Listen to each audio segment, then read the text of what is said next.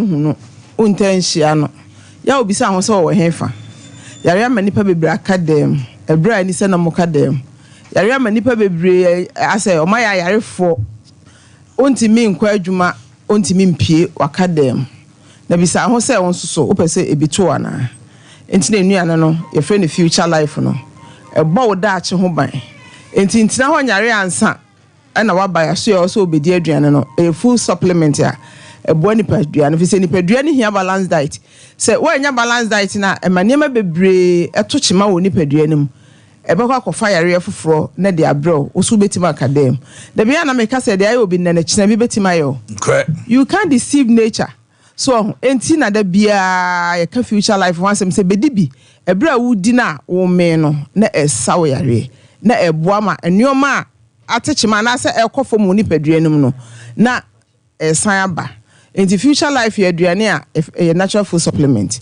enfrafra ye bia nim ebo da ache ho ban a balanced diet in the here balanced diet enti ni peduane so wodi enuane na esisi ma wapo no girejina so ma obi bia kama tina da bia ye catch say with the future life bra ya say e kire kwan be so abedidi e kwan be so your life ene eni kotodwa asem na da bia ye ka no so wunyini pe wapo no so bewewe akwai ti say obia bewu wapo no so e bewewe ewewe a kase ni besi kase no so ebetwitwe ani mu ebesei ubetime anya bone cancer enti ada na wotena ho na sa ade na to ebra ye wonuane papa eye balance diet ebetima abo ni padua na besiesie ni padua na ma na efefefe enti na ho nyare ansa na aba future life so you so full alignment from akola 1 year ko nyina obi atimi di aduane ni bi enkola na ko school no momo bi ni this future life no esiesie ni padua na empene o how ma ni padua no esiesie organs ni nyina empene ma yare metina oni paduanum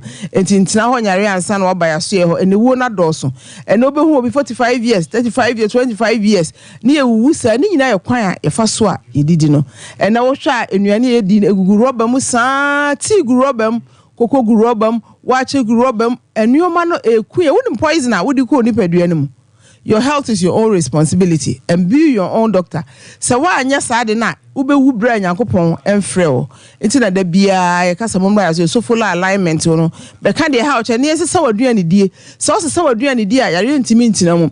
And pressure and diabetes abekan abrabo ho ni nyina ye kwan fa so ye life e kwan fa so didi tete no ne ni ho sa ye de na aba bisa wo ho tete ne ne ma ni ho sa ene ye nyoma bia ye pe di nyoma bia keka ye pe eti da bia na meka se wo hwe Daniel a ono na afefo no ohene na duane na akono ne ni se na nya akono so mbedi ne omu pese omu di bo mu hu se emwa wo mo e wo hunhun mu enti wo mo se ye ohene na duane no ye ni da so ho omu bewe hahama enti hahama no na ese ye di adwene koso ne nuane bebre na aba na eku ni padua no that's right da bia me ba ya meka infections wansem Ghana had infections wo ha papa from aye home ye hwusie kai ye hye ni ade chese bibia wo hwe infections na amana wani mu no masia no kwan ti se bi efre bibi white me school na me ba no manya white me ko hospital o mpese mu kofi a white twice na ya de na edi ni panya pa ni nyina ya hu white ni ya de edi ni panya nti school for nkwala no about time mo ma misa wo ma no se bibi se ha wo ma ni nyina ya de a yetimi ye ho adwene o ma ne boa se immunity ni ya very stronger yare bia ba mu pa epete no the future life no boa ma o cells no tissues ni nyina ma ho den tina da bia se bra hye ho aduane ne bo nya den e 50 cedis ena bibia eye kwankra ati mu so your life tonic ho a eno so bo ni na hahama ena ye de aye hahama mako 28 na life tonic there any all time favorite yeah enti ayadia ebo ni padua no ye bibia ye life unkwa ho hia da bia meka se ade ye dua efifi no enkwa wom enti ma wa ankasa wo nkwa ti ndi o ma ewuwo no emwo ni padua no eti wo hwe future life abra boda e sise nas ebise wudua efifi eti wudia na enkwa ba wo mu enti ntina ho enyare ansa no wa ba future life ya so ye ho eho nya yare sabia na ye boa ma ni padua no timi gina so empene ma yare ntina ni padua no se bibi ba ni padua no ma na abona pete ti obi amre so full alignment bibi ha obi abra ya so ye ho ye be boa ye be kire kwan be fa so be your life bebre anya prostate enlargement any prostate cancer omunim kwan akora fa so bae o bae ho se ye be boa wo de wonya scan to bi kura bra ne en kire kwan be fa so a o be your life fi se na yare no wo na doso eno bete we chese wo be ye common ama akwai ti se didie sese first me say me so kakra no say wo ti say nipa ba ko bi ewu a na ye onwanwa ba say de che koso saa emema no kra de na kra de as 60 years now we Japan for na beat me 145 years I would bicycle last week na me read paper bi or say India for ni China for ti me aye ma oduan odidi a utimi 130 years o mo hwe nuane e bedi e be san nya mfie ni bi aka o ye de ba na e ba fom de ntia yare ma nipa bebre academy yare ma nipa bebre ntimi nkwa adwuma obi yire ti fie obi baso ti fie because ne papa na ne maame yare de na ekoso ye nua ne de na ye di ne emmo ni padua no enti mumie nyina na ne yanimra future life ya so ye ho ye be kire ni nyina natural food supplement a ebo ni padua no ebo na ho de ma nkwamo no ho de kosoro nti se yare bi bakra na abon apeti ti mumra ya so ye ho enyina ba bi nsuma obi e na so okoto yare na asa bibisa ye yo exercise ye mpa exercise ye and am I a bebre adi enya iti time bia oba ya chiro exercise a wo be ye 30 minutes anopa 30 minutes anwumre wo hwe future life box no kra na o se da bia no nsu 8 glasses a day na ye exercise 30 minutes a day ye te ho saa obi obetena condition musa on nantimpo enti wo ba de ha obi e ho se ye beboa o so full alignment ya tunu anan so bia pete o man mu ti so frɛ na so ben ho na se ade ne nya serious ye be exercise a ye be mo akoto bi wo baabi na wodi obi edi se wo pressure wodi o ma wodi wo cholesterol yo de ma wodi ukotojo yo de ma wodi ni nyina abo ni padua no fi se ne ma na safru ni padua no wo nyine na besa wo nya te se de na wusa no enti de esa no enti na supplement no na esa akɔhye ne ma enti ade na wo betena na de ayi obi na ne kyena wo pese bi yo no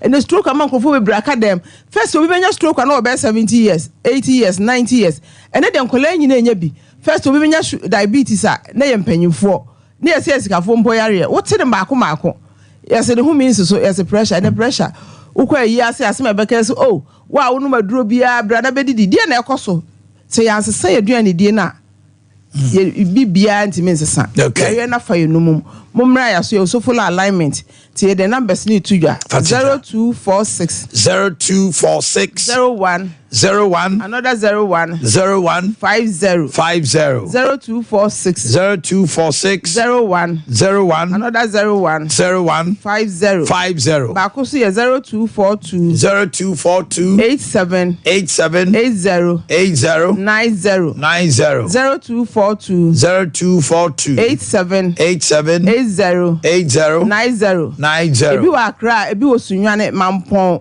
konongo tachiman yato aduana pete adum nyina bi oba bibia your athlete ahodo be 100 eti esiro bia sese bibi hawa ana bibi nkoso oni padua ne man kanka ne mema ne prostate ni ku om too much bra so ye ho se beboa enu bedi nkomo na nioma a wo ye beboa no e be chirechiru ni nyina ye so full alignment me can numbers ni be 0246 01 another 01 50 0246 01 another 01 50 and about 0242 87 80 90 0242 87 80 90 future like bo ni pedua na organs no ba ntina say wanya liver problem kidney problem now te ho no entina ho empire masa yare na manti braso yo ne mo na nchiro kwa abefa so obedidi thank you ya church rob enioma bi agu paper so ha ma bi e friend 12 apostles oba ho na se ere afia ye be ma bi wa kototo a wo fi abe blend anom empire ma yare entina to bi ma wonu to bi ma odamfo na boy aduane wo da rofi se bo ni padua na nkasa thank you yakopon jamu nyina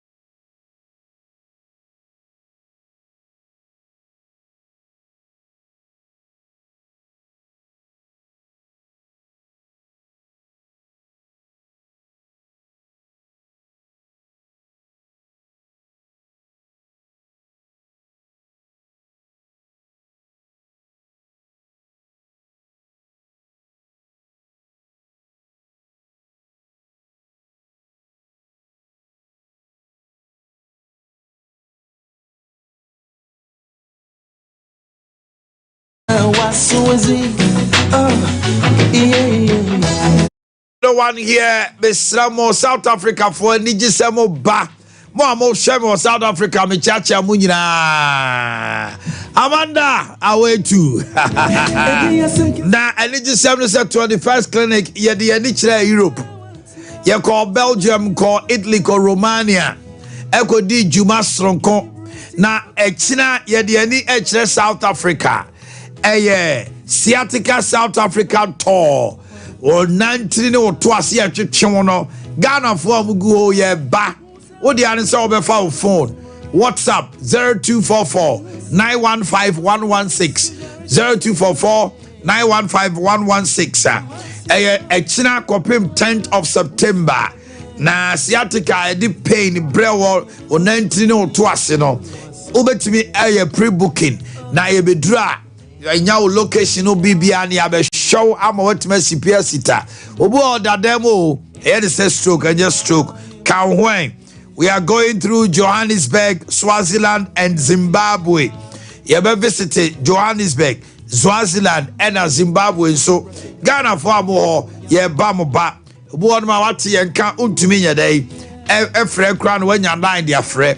With your WhatsApp line on 0244 915 116. It's taking off tomorrow. And descending Sompa.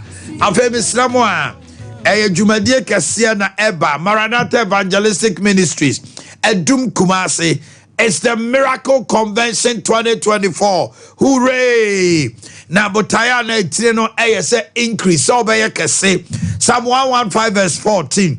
One I kase Jumadie say Apostle Dr. Emmanuel say Kwabena Donko. Me papa Apostle Iyo Donko. Papa, good morning.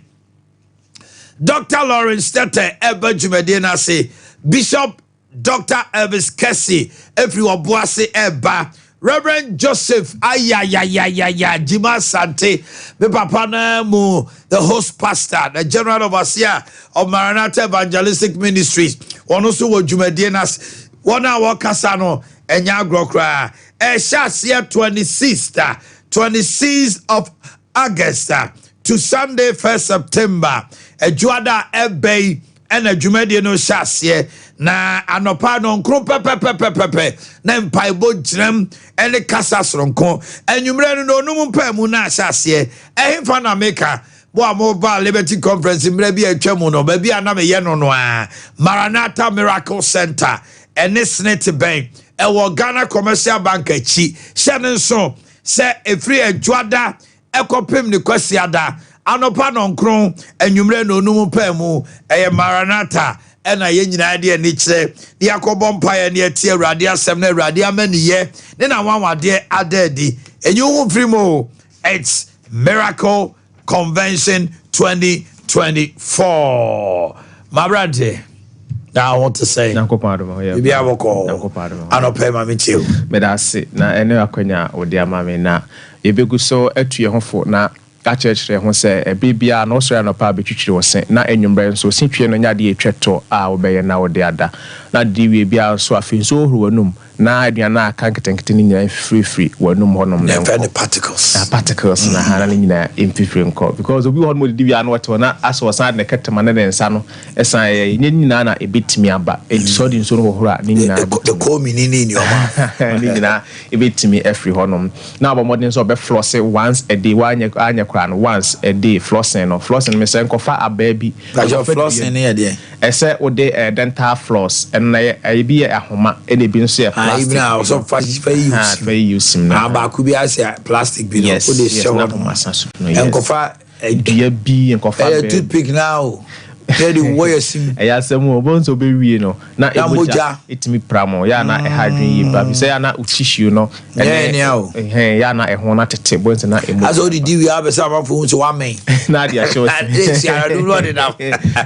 Na so I could do 4x5. Yes.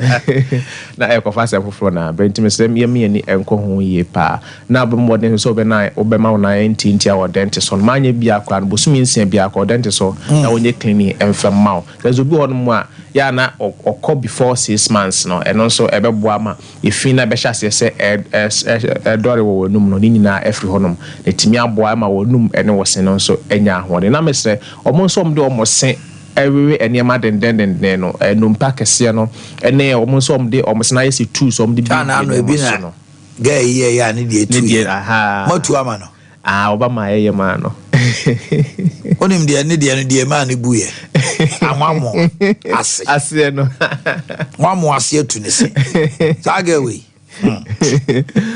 me madam mechia o me wi ba office so onim sa me ma ne woni so when the catcher says sa wamo ase we da ko be hawo one team 3 days time say a prophet is not honored in his own home the catcher say wamo no dako awamo ase na djuma ebedi no ompe ma no ansi 3 days na ba ena ne sia tumba na fra ho no oni utri enya active point ankabo eji wo wi awamo na ase tu akoho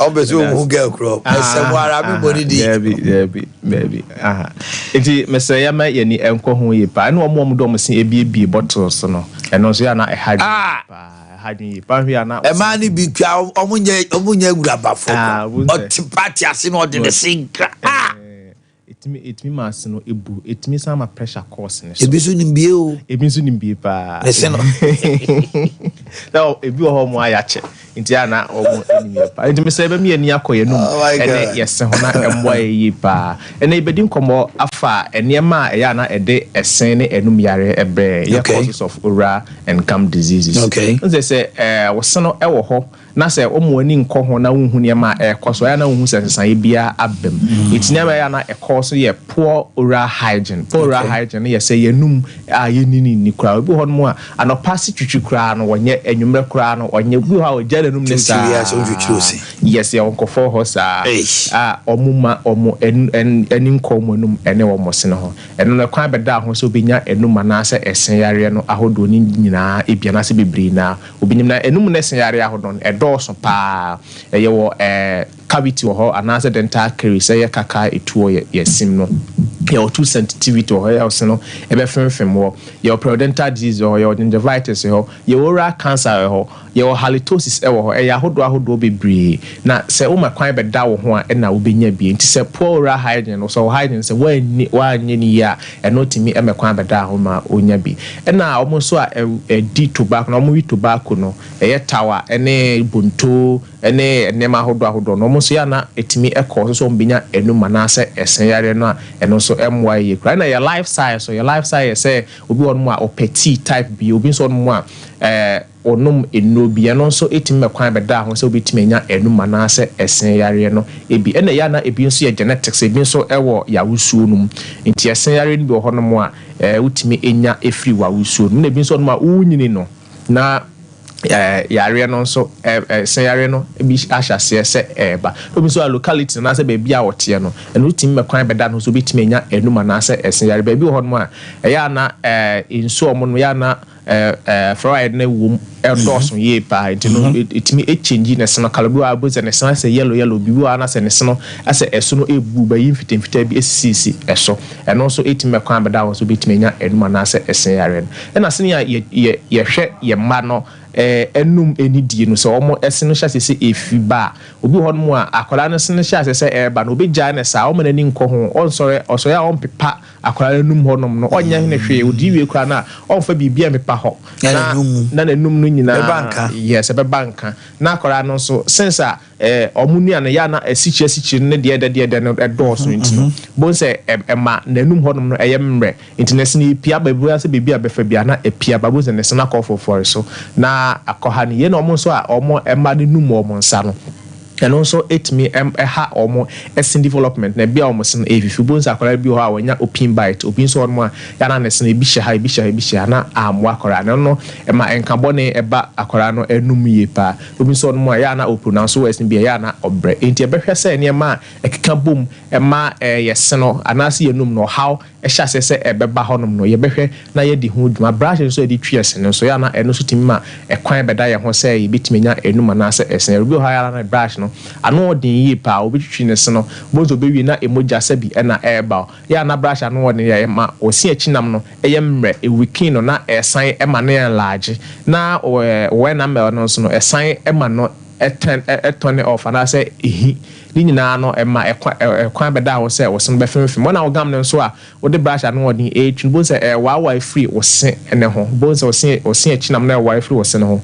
bo sɛ na ɔbɛnya gingivitis na ɛgyini kwa na kwa periodontal disease ɛna no nso san ma wonya tooth sensitivity yɛ wɔse ne ɛfemfem no ni nyinaa ɛkeka bom ɛma wɔnum ɛne wɔse ahoɔden no ɛnsipi nti ɛno wɔbɛhwɛ sɛ biribi ɛnsan bi a hyɛ sɛ ɛkɔ wɔnum no anaasɛ ɛɛba wɔnum no obetu ho anamɔ sɛ bia wɔse no ɛna ɛso abu ɛna wɔsɛ nkɔ na nkɔ fele ase tokuro ɛda asim ɛna apɛ sɛ yɛn fele ɛnso ɛma wɔn ase yɛnyi saa ɔha no fubu ɔno ayɛ tokuro no ɛtu wɔ nisim na kɔkyiri yie paa bonsa ne se no akɔ sɛ no treatment ɛwɔ hɔ no a yɛbɛyɛ ɛde ama obi yɛ root canal treatment bi nso ɔno wɔsɛ yɛnyɛ extraction na ɔho ɛntɔ sɛ bia nkabɔde na ɛwɔ wɔnum na wɔpɛ sɛ yɛntu aseɛ ɛma wɔn ne nyinaa active point dental clinic yɛyɛ bi ɛwɔ yɛ clinic hɔnom ɛna sɛ wɔsɛm na etu na apɛ sɛ nsima wɔyɛ permanent hɔ ne yɛ temporary hɔ so wɔse na change color lifestyle ne wo nyini anaasɛ aduro bi a wonu ama wɔse no change color ne nyinaa no ɔba ɛbɛdi ho edwuma ɛde ama wo bɛhwɛ branches na yɛ okuma se santase de nyame ɛbɛn ɔtwetwe na sɛ abusua FM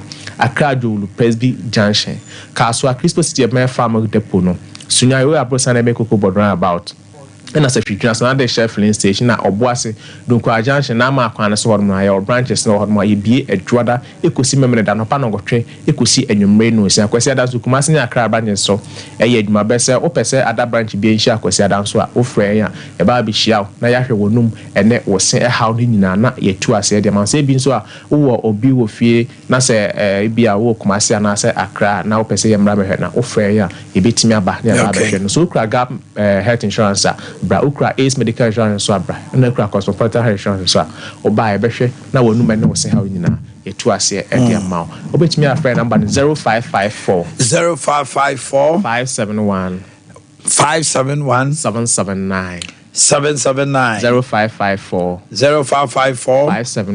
571 779 Mr. Se wo how bia hye se e ba wonum hu sesan bia se e ba so e wonum na se wu hu ba bia efira to ho na mo call dentist so na omo na wo hwe sa oha na ontu ase bi se esen yare no wo hu ba bia e free ba e na obetimi atwiti amana call se so ni dentist so a no ba active points dental clinic na ya hwe wonum ene wo se how ni nyina e de amount. Thank you, my brother. Enjoy your day. Thank you, sir.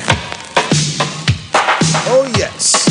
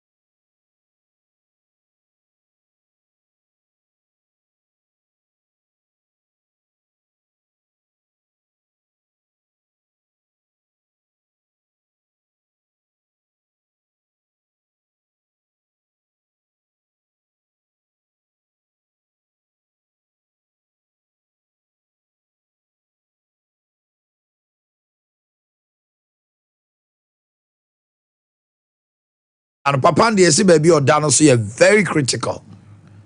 But Nini Abano there, ebi won, but is also responding to treatment. But papa there, you're very critical. I'm sure you papa no cross bit much training. Just say, abroche de say ya come here say entity bawo. I don't know that be me catch that Ghana mpanimfo mo hwe minister education say saa de no makofa ba say yentia bofra no mu ntwamutam o say teacher ni and teacher ni wo classroom a young boy timi teach na so opom ro ne beko omu timi kote teacher ni say opon amonfa ombebo no ye wo hanu ma na opoku are ya kwala bi koye robbery SHS kwala this kind. Oh, Eboboba say ya, afe mube. Enkwala ni bisu so brilliant and intelligent. She school from kwala mani mema ebi ye na snia prempe for no ma kwa America. Ako di first. Aeronautics or robotics. Prempe. America for ni Germany ni one Russia ni one nyina ntimi emrante ni ma omkoye obudi kan. The same time, Bisusu Jimmy Kosku a winning Kwasiasem Kwa. Wa kuni mame kwao. Nyasa mame ne yare o. Wa won sika kuno. Ah, Radi Nyankopon. De mama me entity emaye na Trimudebu a hye ne batacho ne ba boy. I don't know if I be small boy be okuta phone. And ane papa say onya phone nto no agya phone ato form. Papa ne say on fa phone man I hate you no atinte so agu ni papa so. Awurade Nyankopon. Me ya do na me ba no kra man trim. E man trim. Saade na mo de abasa me ente akoda. And they allow kwala the phones go school they do use it for all kind of dangerous. Jimmy, wunim nyansanche nyame o. O si Jimmy bata akwada akoma ho. Tene so aba, wo so nim nyansanche nyame na obo akwada no. Dr. Akwaba. Mama. I won't put to say. I can put on my wedding pa. Areho, reho pa. Ko fast ma brebusuano. We omo mo Ghana hakra, wo dey imagine. Omo sister Penny wa brochia there. Omo ba kuno. Na o papa nso so abusia ise ah na ne ba no wo no na ya na ase de nyame hu bo na oh doc ye ni nkomo yeah man but I say yan fast time atwe jampo na yan fan chast nkomo bia wo hwa na se wo tejumade last week na ye din ko fa miscarriage ho ka say just na be bie ahoma not very good mo pa cho mumra na na ye ka say ya de obi wo no ma obekwa aware na awo ntumi ma bi so ho no ma na otimi enyinsan ba kinsen na enyina ntimi so mo amohwe mo chi radio no TV phone the number no egu screen so radio phone so number no 0277 pacho Muntie ni number we nya de ode fraba we amen scientific phone number 0277 001234 yes 0 ti wo person ko amen scientific asye how ni amane bia how apomodin ho sem no 0277 001234 0277 001234 ena Ubetimi WhatsApp, ubetimi send me about information bia 0241 367 349 0241 367 349. Nemo anano ya discuss into detail. Yes. Aya miscarriage ni me kofaba. Na anopay doctor amano ho kwan say bibi how e bia wa miscarry ba ko mienu. Yes. Ko hospital the doctor catch wo e dey see ya ansa na miscarriage ne ba. Wabakwa obetima fra no pay ya makwan ene de ntia oba opese onya brema wo number no ye 0551 931 931 0551 931 931 0548 931 931 Bebacho one never boa me Oh.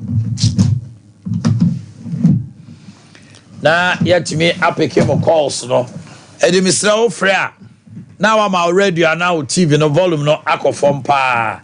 Obi efre yem peke no. Hello, good morning. Good morning. Pacho ma already and now TV no volume no akofom. Aha, ana dum no kra ma me why? Pacho why nie? Umbe so bebo this so anya problem. Okay, Pacho mate. Pacho ma worry but me wa na kra ne wa na wo. Say 3 times and it's true the miscarriage if you obey HS November. Okay, Pacho, omo mu ye no wo na no wu ya na. The first one, doctor no share me do me 9 months no, but no say me time I found for 3 days no share me side effect. Into if I pays me too much into me and ya kwani be no. And a second one so me time so be 7 months or so be money de me ko to. I dey me ko MBU. E dey be 3 days no we. And a third one there omo dey do mama and a push die. And I think the fourth one me ko IUI. Hospital and I'm just okay. And so I'm not a big deal and so I mean you might not a moja but an echa and sana a gina. Okay. My many customers are doing Mujani or they're doing a son of the public 5 above 9 moja. Oh, too bad. Kafra. Doctor obe share asem no aka ho asem why? Enti you video free akoso an tie. Doctor noti. Oh, it's sad. Hello, good morning. Good morning. Good morning. Hello? Oh, mete won kan. Good morning. Morning. Aha. But you free hen. Morning. O free hen. Me ba so me free pankro no. Yo, my enche wa no pay. Morning. Mentie TV no kasa mete won kan why? Me free pankro no. Yo, kasa. Pankro no. Kasa. Me ba so me nyam na. Ase. Me say, Doctor Mpatsomiyem na so wana me sugu. O ha na moja ba. Ni hu moja wansa, ni hu bi mana echi na se hu bi nta. Okay, what the fatoso? My men pick the otoso. Hello. Good morning. Good morning. Abuma. Yamena dum. Pacho, me no na e ware ni be 1 year no. Aha. Na o yin se bia na mojatu, o yin se bia na mojatu. E ya sa na me bi ti. Me ni ti na pa no. Se ni ti sa ya wu be se di doctor ni na o so be ti na bua ya na on kire ba dia wo nya me bua kina na e ti ti ase na ba de wo wasa ko. Okay, e jodi e fat. O se onyin se ana de mojetu no. Enti na just say na say na say na afi janity pae na ni ti na yes na ni fu na amuti okay yes ma ni ti na pae no mate e ba na no na yes kafra mate doctor wa ha mamemfa ba kon kan ho na onya time onye na se bre wo ma na pick me. Hello, good morning. Hello. Good morning, Daddy. Yes, my dear. Pacho my enti. Daddy me pacho me so me problem me say me o ama me banani pint me nyimbia na fe me nyimbia o first born what this say me pacho me fi ni kwani wonya they say me fan for 20 years or 20 na me pacho na time me nyima na say ni na on do sa me call for na pacho they say me pacho be man no na on ne wo ho na say we foforo e pacho we foforo. Okay. Na apart from any man say nature, na say baby cram baby. And so No, meeting baby, sir. They are 1 month. So if you say, Now me call hospital. My doctor catch me say, obey me surgery. And me surgery. So me surgery ni no say me tube no a dear block was a dinner you me to catch me say why surgery no wins. Na just a mere IDF. As me a surgery no na papa ne buy obedu oba Ghana oba na ma sign him. Many men and the call hospital within 2 months last day. If you know, many men say, which near baby, 1 month. Hey, me baby, Sakra, would but Fatoso, not dog. Emrana, say, to me, I'm Falcrana, for number, no, Dr. P. Ya friend, why? First case, you know, and only sir recurring to you now, the Bianam Kawan. Okay. You said 7 times you. I bear 6 so if you cried when you still bet me and I be a back and I pretend and I miscarriage me. Sir, tell you, sir, there's something wrong with the issues. It's just no, and a problem. Or how you? If you say a hormonal imbalance, and now say is I'm not fluid now a walk around.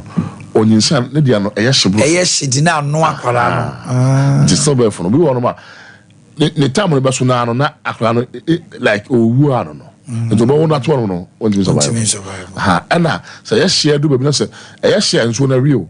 So the social as a one one. In a way, a real soon. Since so I who saw on to survival. Okay. Well, it's a pretend no and prepping and at the banner. And as I could, you know, I was saying, wait, I say, Abia. Say, yes, monthly odd numbers are over survival. Odd numbers. Say, it be 7 months. 7 months. 8, 6, 4. Not a half from for. But when you were shaking with them, cry, want to survive. Want me. And your man, you know, almost said 1. Homos, there's something wrong. There's a hormonal imbalance. And I would dear na Cassa's mono problem. I know you one. There, what's me bleedy be brain no so. Surgery. And he's saying 2 months. I say, tube no. It's a tube no block here. You sent me ma. It depends on which tube say the dominant one or the dominant one now. Dominant one, but dominant one no. What times there every year, but I mentioned to be at 3 times.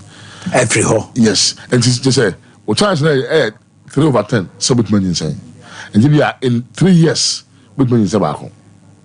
So a dormant one, no, activity every 3 years, with money insane back home.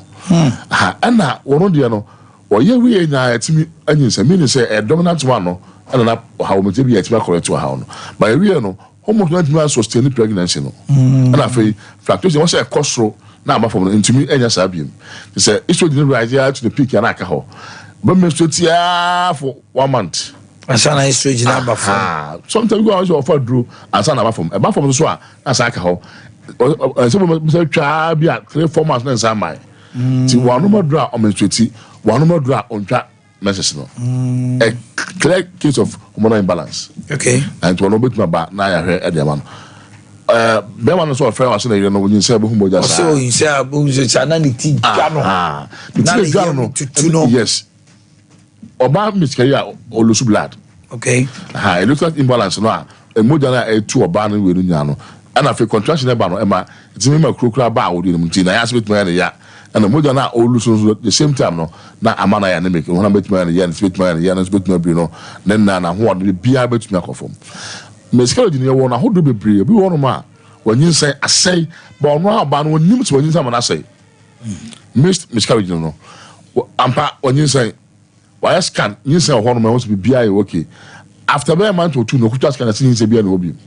Also who mo da bia. Teno no ya na e dia. Body na tesipa. Yes, body na absorb. Body need to me absorb moja. Yes. Am I wanting? Whoa, doc, hold it. A man be obu on ma. Well, who's when you say yes? Okotwa first one. A show. Yes. After 3 months. Okoye no. Scan is omu hunu bibia. Ono so hunu say. Bleedy. Very good. And to ka bibia was on him. and most say Shasia, or maybe you say one name I and we are above we are Phoebe, we are another condo. Now I brain and take up. But also, suddenly I feel that's one ethical. Sunny man ethical. I feel one Phoebe. The moment for the beam. No one Dakama on Kibu for be a beam. Where scandal, I say, when that missed miscarriage. Yes, and I say when Padrimo, and my body no, I would absorb it. Mojano. Yes, in Mojano, and a sack in beer. Now, the issue is empty. But Moja Emma Bonte. No, I sang honey panel. Very good. Or how we actually. But because some Mojano is not supposed to stay in the body. Very good. Ish. And so much a time will come on. Then you can build it up. That's when the endometriosis. Now I would line no. Endometriosis out. I would line now. Now Mojano to town. The final I was saying Casper from go smooth. Let's see the problem. Or fra na isana na adia sana koye surgery no yes the man no oba no da na moja issue na sabese very good well she said koye surgery na ye twa na pie moja na adare na afri ba hu say e smooth muscles e bit na build scar tissues after we be surgery no we kwa bit ma create scar no nya beto also there twa no be da wa eno ano the people be maybe ma hwe no o ka so koye surgery na me ka che da bi onyai because okoye wi na say but bi won na akro e won ho na sa be da ho na fa be da wo de ni nya dem so pe asemase ene untimi ho ha ane ba ko so no say threaten miscarriage bi won ma onyin say ohumoja ba na simie ye enti anu ye pa onyin say ohumoja wase abie anu de o ye dian ya ye say inevitable o ye dian yin say be bobo ohumoja na simie and then they threaten about a message. So one shiny. How a bit man. You have more 1 2 na jai. You are next month 1 2 na jai and one MBM. You so 1 2 1 2 na na sebi. I for one man na baby. E bi na ye ma ko na offer no. You say na buy no. Ya man duro. I would na no emie.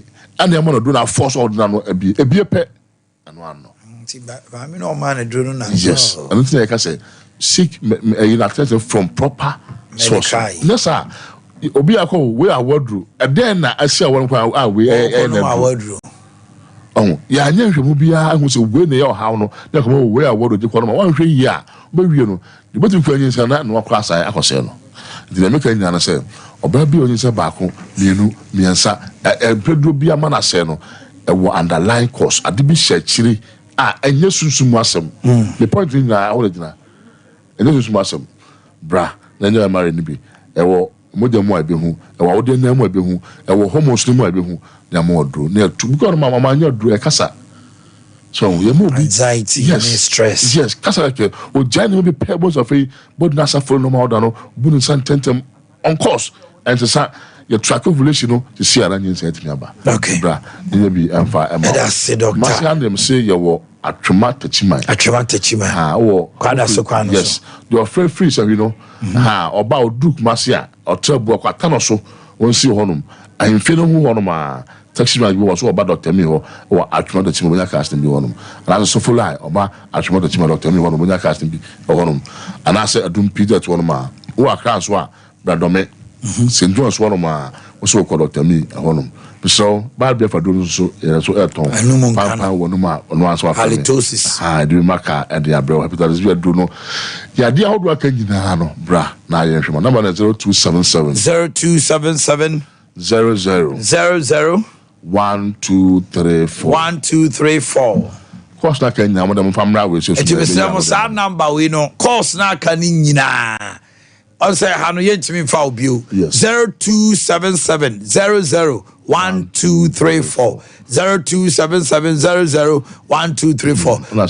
what will change my WhatsApp number no say with my friend also with my friend 0241 367 349 0241 367 349 0241 36 73 49 ara wo share fi awrade ene yare safo oh bibia kama na ekodok nyamishra papa ti mun friend 0277001234 onu mo bedi nkomo kama e wo so ba and also the odo be fam bia no e ba wo ho sem dia I can tell you amen scientific for any hospital hall.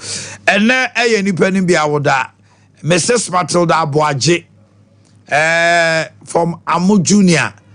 And now I would die about Mrs. Matilda Boakye. Sansona Honorable Yaw do MPP constituency organizer. If you just see us correct, Omanhene see Motrinkwa. Opani Daniel Kofiam Pedutre. Busiani nyane asori ofokrom SDA omso Motrinkwa. Nana ya asari. Wonso na eyewa woda. Ma Elizabeth Ofosu of ya sorry from Asumedu Dakwa. And then Ma Elizabeth woda. Inspector Gifty Anto of Asokwa Court from Asante Eboa Benedict also Motrinkwa. Akosia Frema Brefo. Hey, thank you. Happy birthday to you, girl. I want to believe you are good. Enjoy your day to the max. Kofi subset. You didn't know. Okay.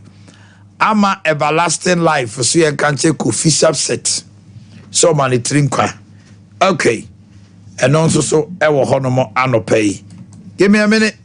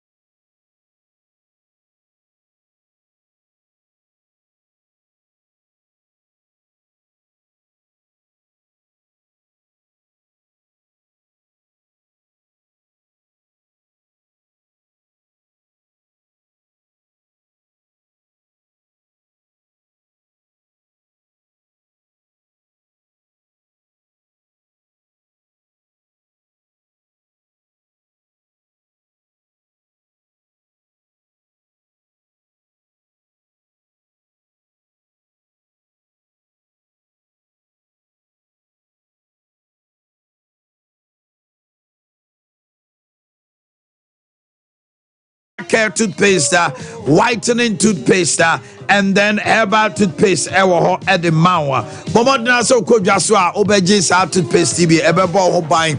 Ama was saying aye kama. Yeah, the princess, monarch, duke, duchess, and kiddie toothbrushes. Susu abejaso. Tony Sakade, property electronics aba. TVs, fridges, freezers, air conditioners, washing machines. Now, washing machine, gas cookers, rice cookers, blenders, kettles, home theaters, electric iron, property, papa, preko, over friend 0500309309. Time herbal mixture, 3D, the malaria fever, any general bodily pains, any loss of appetite. Yeah, the HH herbal mixture, any capsule swaba, and mount combo hoya day, a boosty immune system, yepa, friend 0244. 417669. Over Ajuma. Honorable Nampom to say. Yes, what you say to me here. Get nobody I say. Now, if you share manifesto one and make who say I said there are some similarities in both the Momaka, some manifesto Nyamai, and the Abituja. Levy, Mumia Nunyam some babolishi. Tax on betting, Muslim babolishi. Omanhene Yaw Mama, National Women's Bank. Baumia soft loans to women. On the car first. Bajo Omanhene Yaw Mama. Do one to copy. Bajo de maybe. Mamin Kasemi na Bremway. Hey, Asambe Granny. I pay 1 million IT programming. And the second coders. And the second 2020. And Baumia also 21 million in IT. I say mo niema ne kikabo mu say kasa ase ba ko 2 copy one and 2 copy never me visa question me say one can first we say Mahama okay so Bahama the on National Women's Bank the on popularize no and 1 million koda 1 million koda na afiwe ni ate 2022 okay 2020 kata 2020 na wakata we book last week me be kan wa me de ba ha ekan scholarship for disability for me kan wa okay last week we studio here me ile be abolishment they said eno e mo na m kan ye ne kan na betting so one can first ejese ba me atu coffee don't so the coffee there over here ba me chete for na bitia wala wa je bra wo hwe ba me tia no pay 24th memory da mo launch mo manifesto e wo weniba me chara ndisi for okay na me ncha e ba no den yewa na kwesi Augustus Andrews sibia ya share adwuma na ase no direction o de ama ye de adwuma 2024 election. Say if we don't cross 35% of votes in Ashanti region, the Nana Kwesi Maye, you know, say young cross 35%. A baby won't Suba 35% Ashanti region. Young cross ya. Hey, a baby. No, a baby see that. Yeah, results of a Ashanti region. I was say Eddie being see that. And sana mba musemo jana naso. Yeah, because we are going to Mamicha. So far, we did the last 2 weeks. We have visited 10 constituencies. Manso Dubia, Manso Nkwanta, Odotobi, Obuasi East, Obuasi West, Akufo, Boakye, Bosometre, Adansia Sokwa. Yeah, Adansia Sokwa. We are likely we are be this week back. We are taking some 2 days break between and running there. We're taking some break, Charlie. Tomorrow, yeah. Tutume do kaka bi anu ane na yada kaka because we many years ago we na yada kaka na we kwada ya sign. So what we are saying is that all those constituencies now maybe body na ya ba wono. The original chairman dey buy ya be ye no. Ye free hokono ye pamocho. And you say regional chairman ni wa the job must not be done. Said the original chairman by CBC here no. Mamu nyi bibi fufu bia. Mun follow the original chairman e buy and the na. Mun follow ni sa. For you is bearing fruit. Yeah. Mun follow format na e buy na. Mamu sesa no. Na mun nya adwuma na said ye be no na.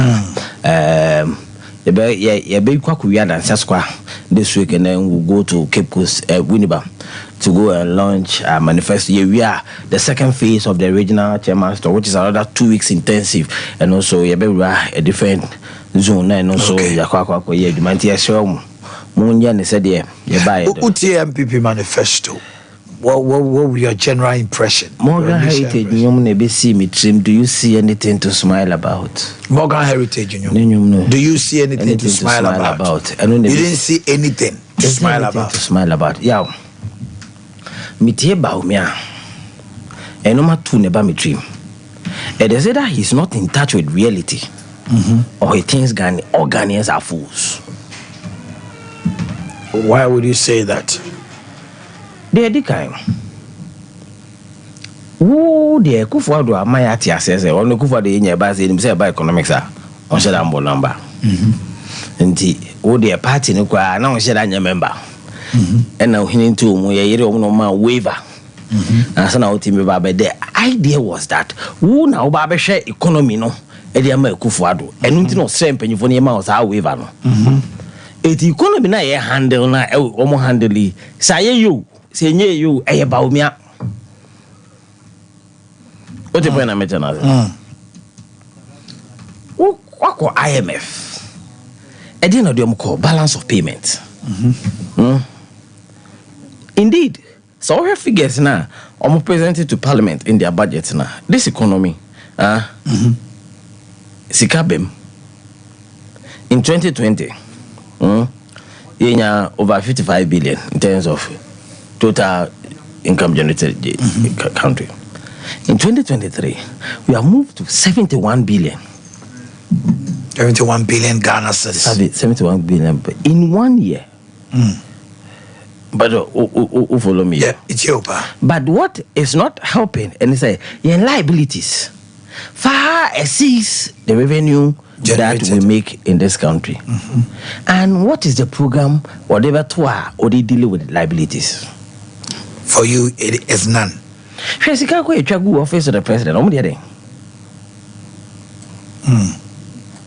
I'm there. Oh.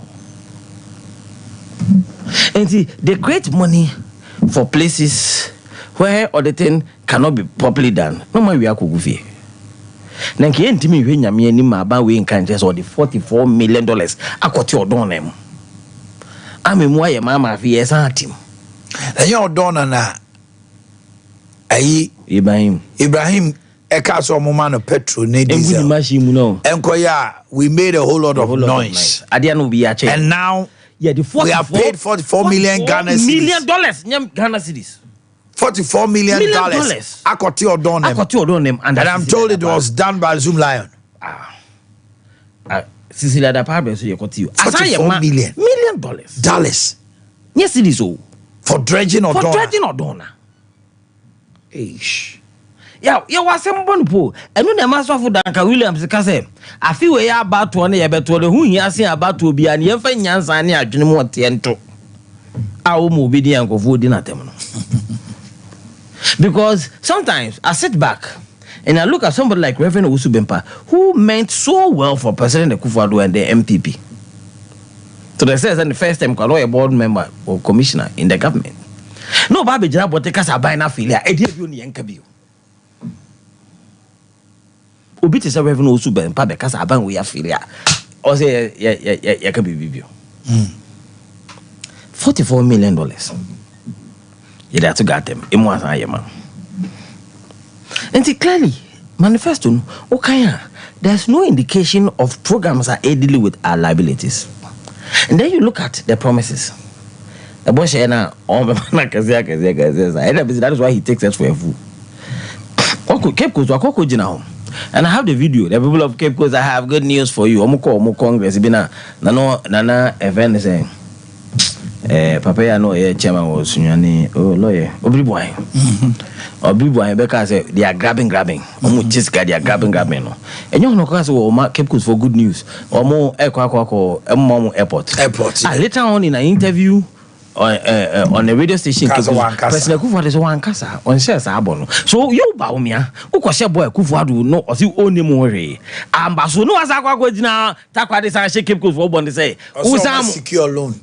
This time around, say ya bought the man. Kasa asem nenche. Udi so ufi say ya. So umuye say Jimmy Fua. Say bia na wonyenye so umuye Jimmy Fua. Wako IMF program ni nyina ye hinged on revenue generation. Okay. And unti every 3 months bia mo to kanem. Taxes bebrebe na e wo ho na also muyina muntimi. It is because of the IMF program as generate revenue. You the same person you leading and the IMF no. Wa ban makani abo akoye soro. No akoko gina paso say kani abo aye den. Na mesan ba me makani abo akofo. Eye hwan na makani abo aye den. Nya MPP aban. Na MPP aban bi o san MPP aban na wono makani abo akosoro no. MPP aban ko na say me aban na mete so na me wotumi say makani abo akofo me no. Muntuma mi bio na mesan mra na mesan makani abo me mama na aye den nkofo. Umfa ya bodamfo a obeka sa asemo ya che. No, that is the reality. You have to be plain. So if you say you have to hear Juma, apart from Abodam for yeah, there be so if you say you have to hear Juma. Obetima bejina ni maka say kania na wo ni IMF akoya arrangement na every 3 months bi amutu mu no. Wo sa ni pakọ na yansan to aba ma obi o. Wo ba sa ma kania na wo akoya hu arrangement na program no be 2027 to 2028 no. Sa kania no ba na akofom. How? So if you say ma dua Juma be ka asemu ya jeme. That's what I'm saying. It's either we say and I say he's not in touch with reality. 2022, Boakye University, this government, Omni teacher Akufo-Addo bahani teacher for the year conference, and Akufo-Addo promised you 10,000 affordable housing units back way. Just one, away, and he said that he was going to deliver it in 2 years. I got 3 months, not how 2 years now. President Akufo-Addo say and boss say, deliver 10,000 housing units. A teacher for no now so back away. Mo teacher for sika. Some more laptop. Teacher for ni yede ansa na kakra bi nsa ka dodo bebrebe including me yere nua ba ma get kobia ne sanka ne de.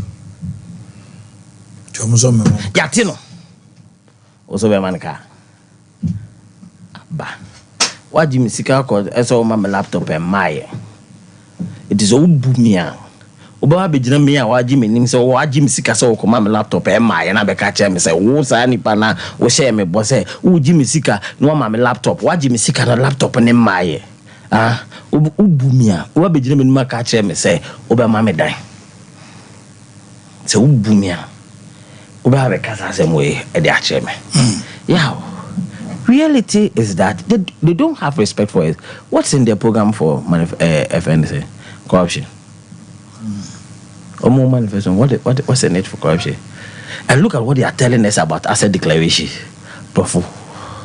Say, you declare asset, every 4 years.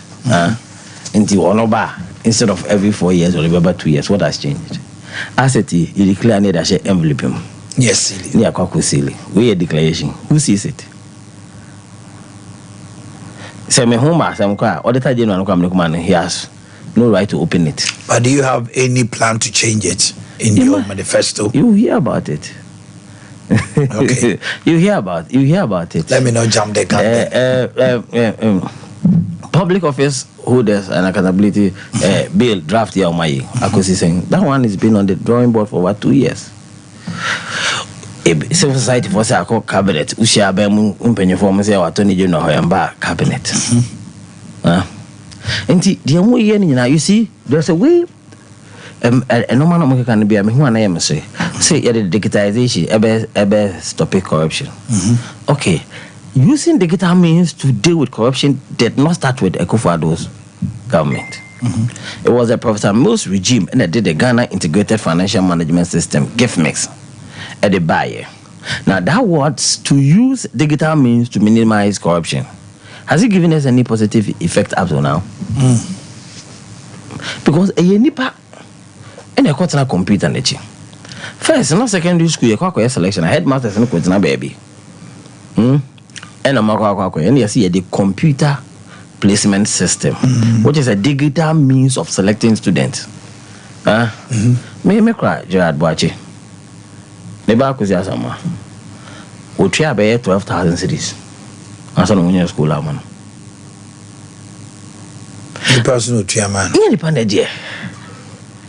And this adiwe a known say computer placement no. You tria bribe and they are selective schools amankwara. Ya unti bi. Indeed, has the digital means stopped corruption? What we need is effective laws. A best care nipa. Yeah, public office holders law papa. Me, what they make a cotton bem.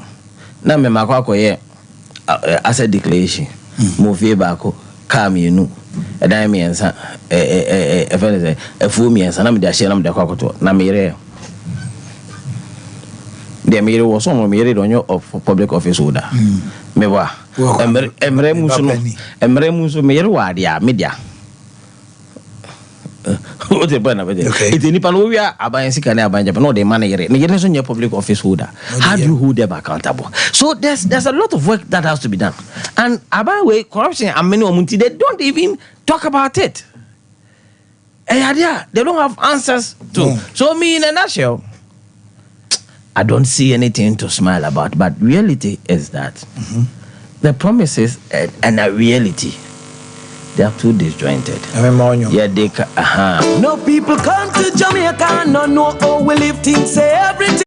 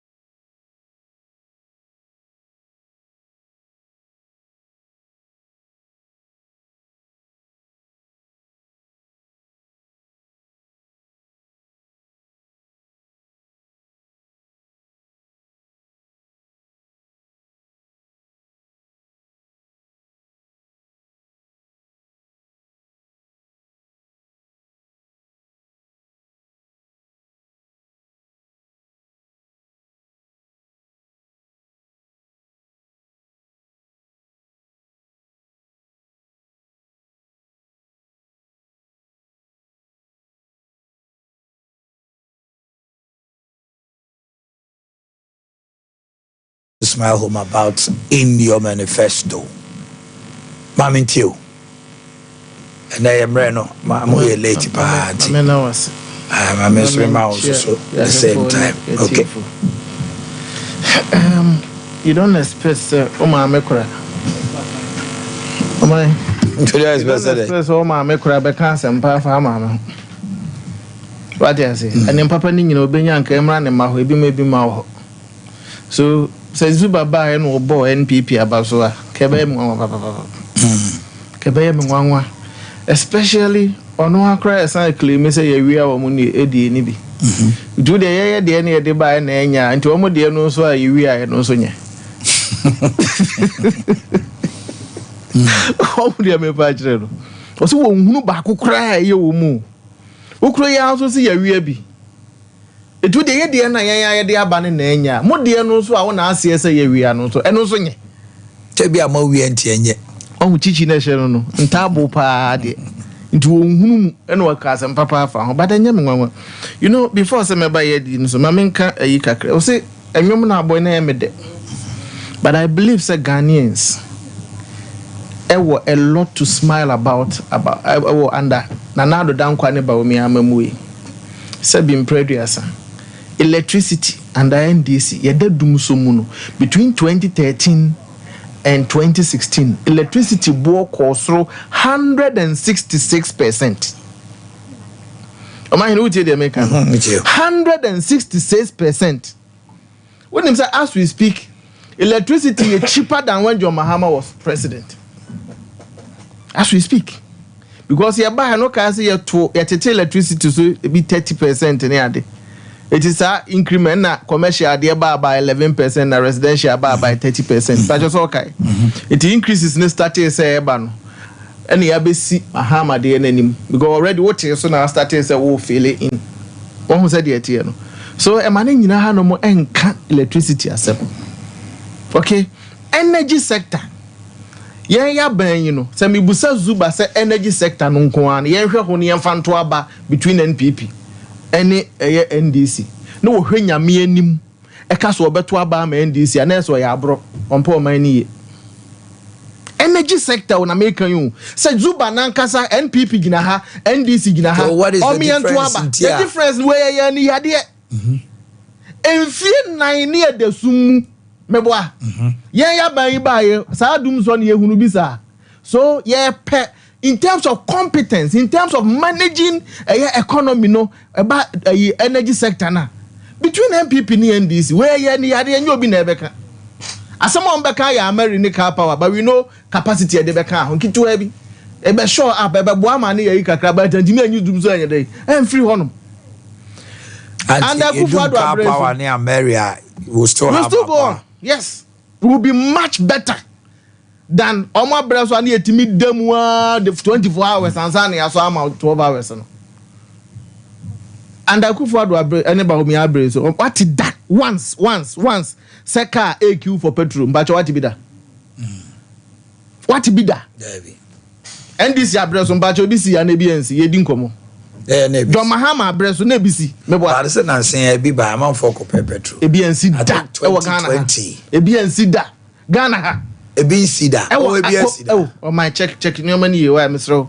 I may say under a Kufuado abrazo ma production team no enya yinim it was gas enya what I say meka yenhwe under ya no omumie no energy so be gina ka say there is nothing to smile home about her na areho because Sebi I don't expect so be can some papa afanye ho and Nyame nwanwa bebre because enkwara ye hwe wo school fees o school fees no o si ye ntimi nye enne sa nkwara no o mo se de enra papa bi frame ye di nkomo na ye different issue kra no report about police for bi nioma bi ene wo ka free SHS boa no susu a watimi ato ene ne ba ewo university sa sika ni yanko de betua wo secondary school teach nurse for amutwa ho allowance teacher for amutwa ho allowance teacher for adwuma bosome emfie miensa bosome miensa na motua ma wo mo na de aka na hye egu no and they have something to smile home about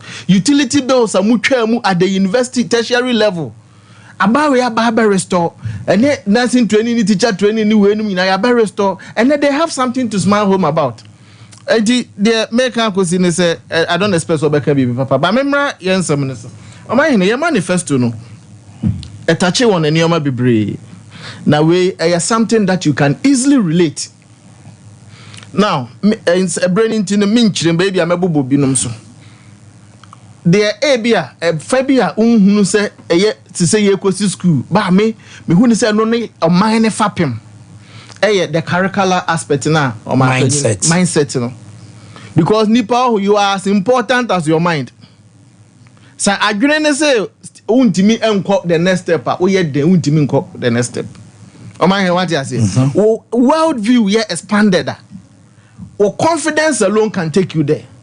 And no ni ade the next NPP aban ye ba kire ye nkwara no ekwan ya wo se munya kokoduro the I can do spirit, believe in yourself spirit sa enioma ebetimi ama ya hye ye hunkran so Omanhene timi aya akosu amansa ban so betimi aye se zuba timi aya ya adwo ama eban to betimi aye on said the no it will prepare the minds of ye mofra no ye wofa asenom se beya omuso betimi a compete ewo ewiase afana nyina said the mrantie na woka prempe college nkwarai said who taught said Ghana ebesida say you say you can say ye competition ne omo a technology no omo we edida ne ye yakwa biti wo mo robotics nwanwa but because of sad dear no can say nkora na ye no eno kwa ye enough say betimi am motivating nkora no dodo na mo say broni ba enchen Ghana ni ba ye nyina no ye the same level na emom no adwene ade be hye ye mu na ye den ye koye nim sabi doctor ni a wote Ghana ha den na wiase nyina hu ne say exceptional qualities when it comes to mathematics. How say the no it is your man no say prepare the minds of your man say we will all get there. The second one flat tax regime no I believe say no nipa bibra kan ho asem but me pese me komupi I have the full version also over 250 something pages but me say no more explanation to say flat tax me say good for accept agi atum yi say ebeboa especially bebre ho no ma eka no sa ensi ho no awe wo mo to the point say afekura no odwane enti say the next MPP chapter no yabema ye nyina ya ho fresh start ni nyina obira start for de etwa mu ni nyina ye de ache ne amabo no nso aba form percentage wise na obia ya widen tax net no sabi alatafo dwa enkapre na de da so no ye bewie na oman na nya sika bebre dan say ye be yire so na nipa kakra bi na etua na sika no so nya den ema I believe say NDC for so mu hunu bibia wo mu a no that is their own problem. Sports aside the sports facilities bebreba ya no any astroturfs bebreba ya unmatched in the history of this country. The next MPP chapter no Dr. Mahmoud Bawumia edi enimu no ye 6 new stadia na ama yes ama 6 regions no 6 regions ni nyina na sunwane de no de ya no a standard CAF stadium what you say ama wo na ebiewu nso no sebe ya sports nso adwuma pa o enkrofo a sports employ wo mo do so pa otimi nya kwan break through to say asamoagya amoko baafo agya amo the day you mo no you know sika o mo benya nyina no wi a won tena brochi o de ba fi o say kofo mo ne ade nyina no o mbe ha no be create nwuma na meboa it was a boa aside say ya sa pitches we no ekwan be ne ye fa so aboa clubs no abai ne say obe procure bases obeto bases ama all these clubs enu achi no ye behwe kwan ye be boa wo mo ama almost sponsorship sem akonanim ene kwan ye be fa so krampo ahwe kwan ye be players no krampo no ombetimi aso wo masene ama yatimi aboa talent a polish talent ni yi. This is in our manifesto so bi so ohunu ya I believe say no the other one also has to do with a port duties and charges at the port. Yebema na ba form obia kwafa ade akosa nkase ene ade a de bia smuggle ne oma fa to free Togo meboa e de be fa sankase ne voter region and other places all because Togo nneɛma a ɛfa hɔ nom ɔmo charges no ɛwɔ fam ɛsen Ghana deɛ no the next NPP aban no ebe make sure say the charges at the port ana ɛboa yɛtua no wɔ port no duties a yɛtua no ɛni Togo deɛ ne bɛyɛ pɛ ɛnya deɛ ayɛ deɛ ne bɛboro so there will be no motivation so wobɛkɔ akɔ smuggle adeɛ kura mpo deɛ aba because any would any in I pay an ameboa. A beer won't know. Also say traffic go to go on more than Ghana. Because a Mali first now come you on your mother do an answer. Because of the landlocked thing. Exactly. But I say no do an answer the Kofa Togo. Yenya Yanesa, a honey easy ma womo. Do an answer by a buying Benyasika, business is better driving. Omanhene what you say? It is Sanyoma way saying in your ma the next NPP administration yebeye. The other thing about electricity. Yeah, na ya bi da ya tete so. In the history of this country, what been penny some does electricity cry so. Apart from MPP aban buy. The next year ya buy under electricity. And they say on say oba electricity or commercial any or residential. On say commercial charges in dey be any boarding. Essing a residential charges. E basa so a kill businesses. The next NPP government you say yabema commercial and residential no ayepe and now say because beba pharmacy residential as an incentive say be ya enwuma betimi akosoro because adwuma no hairdresser ekope meter mo kan asa de ya ne aichine de ya epo omati electricity so da so mo so mo ba 24-hour economy omema incentive businesses na be rope into it no omema tariff. Oman kasa o ma minchire mu ma o say wo ye adwuma anadwo a wa ba ye adwuma jo ye well da no anya na wia na ye na anadwo o say electricity no mbete so ama ti e be na ama we meter nko ama we meter nko ye de ne de eye for all enya wa ba ye adwuma anadwo ba sa waje sesi I will be a bread side.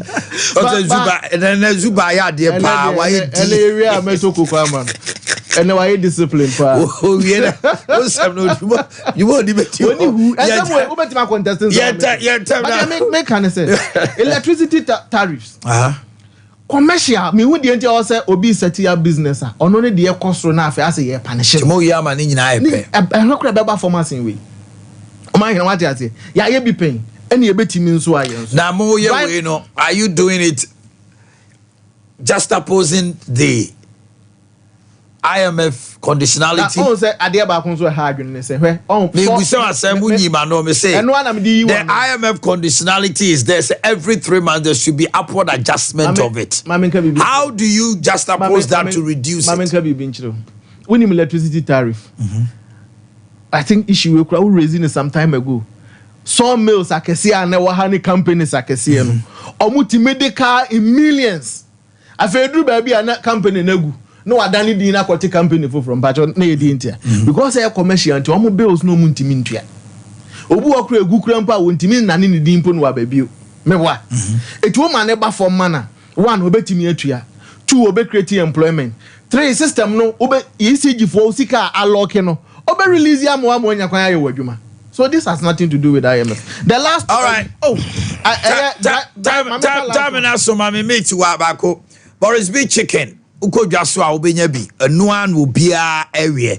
And their wedding engagement at party be out corner namne dark. I say a BBC. Freya was 05444453. Ubenya bi ato Bantuma High Street. Aswasi, Santasi, Poku Trading, SG Mall, Shelboadi Junction, Ubenyabi, Dawood Heba Clinic, the 360 capsules, and Dawood ointment, Fetuchi, Nabibia Ankoso Kama, Dawood, Nabibia Akoso Kama, Eddie Amau, Ubehuya were Joso Krapa, sounds also Nasaria Saninoso, Yehonomo, diabetes, pressure, stroke, and then muscular pains, 0244886437. Kenjin and Magic drinking water, Numu Super. And sucrogen eyabo junsio calcium magnesium potassium iron e won papa kenjen and I make come from out it pumps your blood through your heart kama a tea mojeni e antioxidant e fi nyina be free maba bomodina so benya kenjen na wo to so am so stress e kenjen and na chikika ho obi de ba say kenjen water ta me so hweniye wan konum si obi akeke 8.5 pH alkaline water no acidity. Number is 0241 449191. 0241 449191. Zuba, I'm round check. You're ready to be more be 3 minutes. Papa, a woman, a copy. Papa, near copy. And I make Kakajas allows to make a in an hour. Indeed, the air papa no, and we are dear, and you I can't address Papa, near copy. A copy. And we originally gun and Nibian say, dear. It did, oh, dear, and your copy no. Nibian. Okay. 2, energy sector. By the time we took over, President took over in 2009. Installed capacity was 1,800 megawatts. Available capacity was 1,200. By the time I handed over, or 3 minutes. Installed capacity was 5,000. Available capacity as of 2024 is 4,000 megawatts. Now, see, I'm here, but your kappa and I'm on the BBC. As you know, 150 megawatts. And what has Akufo-Addo created in that sector? Tell me, how much megawatts has he added to the grid? I don't want to debate you on energy because over there, your points are non-status. Last point on energy. Me fear, me team. In 2018, I'm electricity bill 300 cities. This year, I'm paying 1,800 cities every month. This month, tax and 130 for consumption of electricity in my house. Ethiopia or Tifiana Uti and the King. What I say? Secania Buono, across from saying the Mahama Bread, that's all nature, or but to Wabama. The old piano, so I come from saying Mahama Bread, or but to Amount. I did, I did, say nothing. But your meboa. Munimbi. Me say, they take Ghanaians for fools. They are detached with reality. Who be far VAT at 15%. And now they nyansa kwa so dina could do 21%. Utiwi and now they are could do it was 17.5. And now it's 21%. 21%. Huh? What are could draw? How are you going to make VAT at what figure? Flat, no? At what figure? We in the flat now at what figure? Maybe they will do the computation. In the other more dream papa who say I didn't know media budget review one for Jamianya. Like a Ghana for areas one to Abama.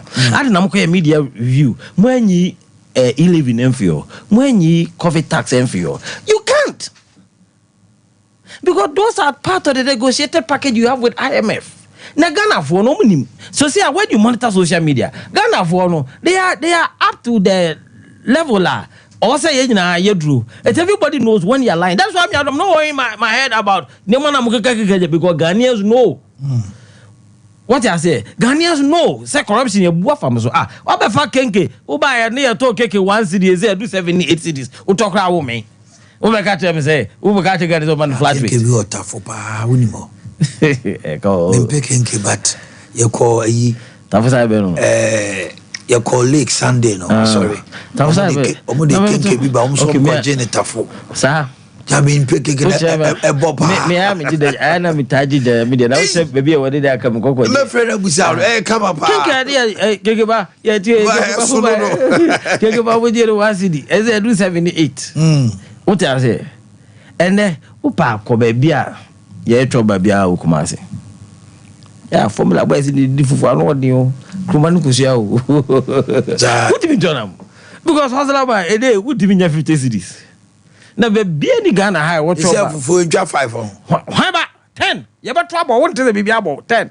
You have won't tell the baby about. Maybe new 40. I don't know. And one more day, what do you mean bisa bangubo? O bangu dia bidi. And one more day. What the point of it? Yeah. Eti I don't want ba. Any e kwa koto. Can you boa for my better to so to abamo? The orthodox no hustlema or dead modo be store anima a day when ya 30 cities no orthodox na okujariwia wonya bibia emfa antonzo kra no obetwe so to abamo. Okay. And which do so pa mudi abab kumasi sika for businessmen omo no mfa container 8. I say omfa 1 the whole year. One more no workers 530 mahama be so aka 35. Sa ankofo no mu kotena afi no ukose ball sports no entro no udi na nyame yuto Ghana lottery sika any gaming commission sika it goes into consolidated account to person to ba sama football association.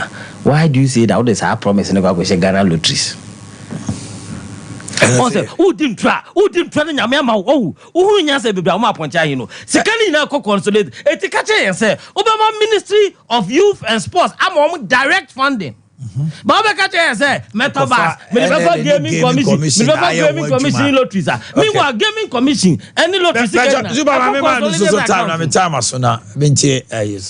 Majority of the astroturfs are institutions, majority of them. If I make us a answer, the Oye Casepa Ghana gas.